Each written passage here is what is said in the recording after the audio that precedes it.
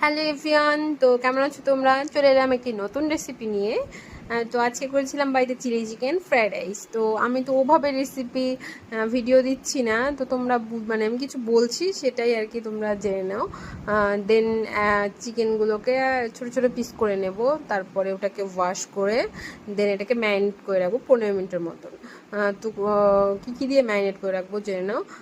একটা এগ, তোমার গোলমরিচ গুঁড়ো, লঙ্কার গুঁড়ো, দেন লবণ, তারপরে কর্নফ্লাওয়ার, আটা, দেন এগুলো দিয়ে গরম মশলা গুঁড়ো থাকলে দিতে পারো, অপশনাল।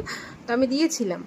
তো এটাকে দিয়ে ভালো করে নেড়ে চেড়ে নিয়ে ম্যারিনেট করে রাখবো। তারপর দেন সাদা তেল দিয়ে ভালো করে ফ্রাই করে নিয়ে তারপরে এটাকে ভালো করে তোমার ক্যাপসিকাম পেঁয়াজ দিয়ে ফ্রাই করে নিয়ে তারপরে সস দিয়ে দেন হয়ে গেল। তারপর এই যে ফ্রাইড রাইস করলাম, তোমরা তো সবাই জানো। তো আমি নতুন করে রেসিপি কিছু দিচ্ছি না। তো কেমন লাগলো?